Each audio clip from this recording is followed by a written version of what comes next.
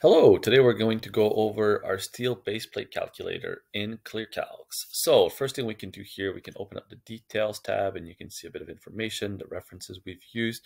And importantly, you can go through our assumptions here that we used when we created this calculator. Okay, I'll let you go through this. Next, we're going to just go through quickly some of the inputs that you'll have here. So the first one is obviously your column section. So in this case, we've got a W12. You'll have this figured out hopefully by the time you're designing your base plate. So right now we support most wide flange columns as well as HSS shapes.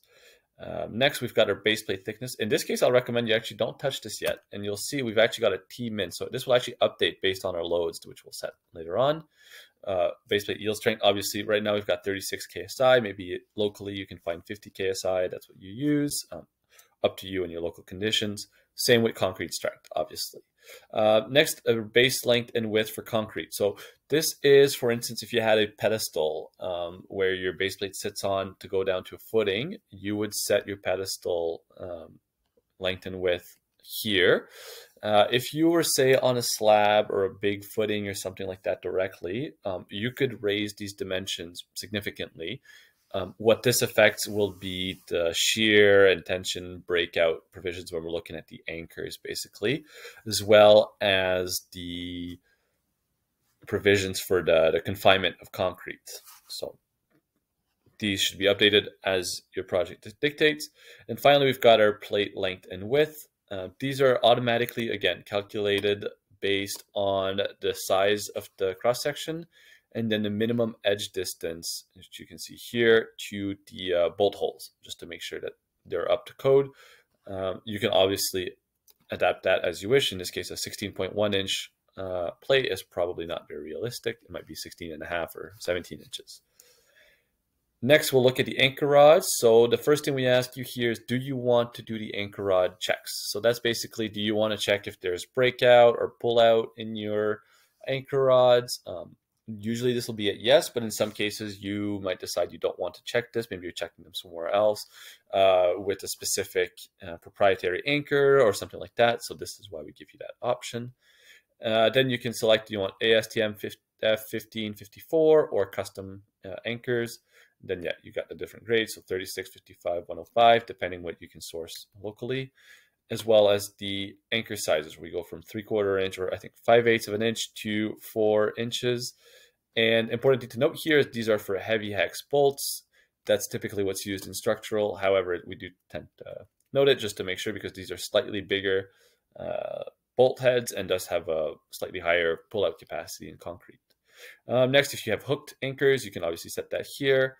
And then, as we mentioned, we've got the edge distances here. So by default, we'll take the minimum that the code allows, but you might want this to be higher depending on your fabrication processes and everything like that.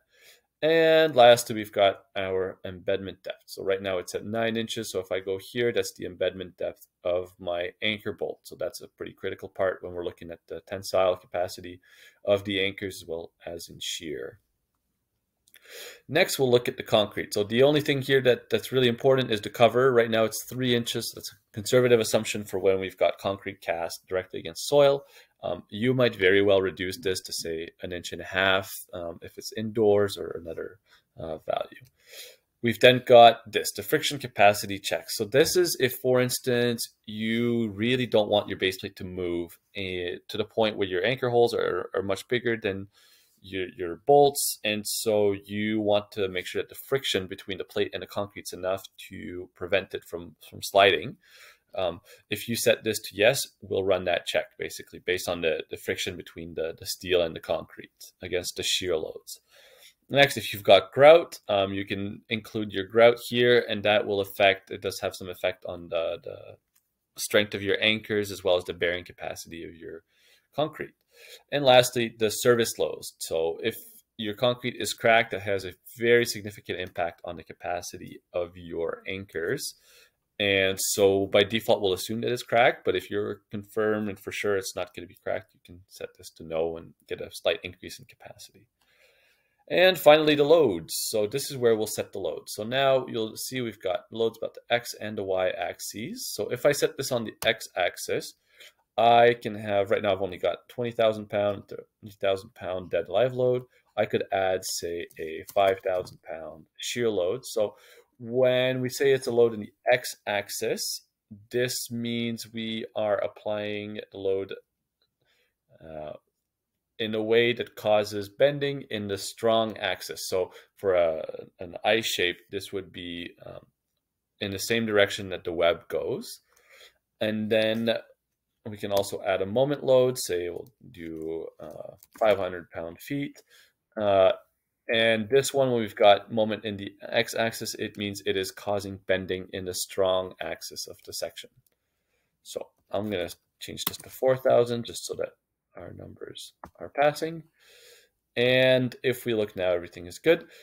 And I can do the same thing here now with the shear load in the y direction and then the moment load in the y direction. If I add a vertical load in this table, it will do the exact same thing as if I added it in the y direction table.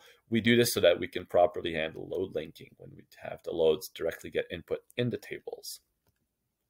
And so that basically covers our base plate calculator inputs. If we look quickly at the outputs, you can see we look at what's the minimum required plate thickness. So in this case, we're looking at 0.426 inches. Then we'll look at, okay, what's my allowable bearing strength for the concrete? Make sure we're not crushing our concrete.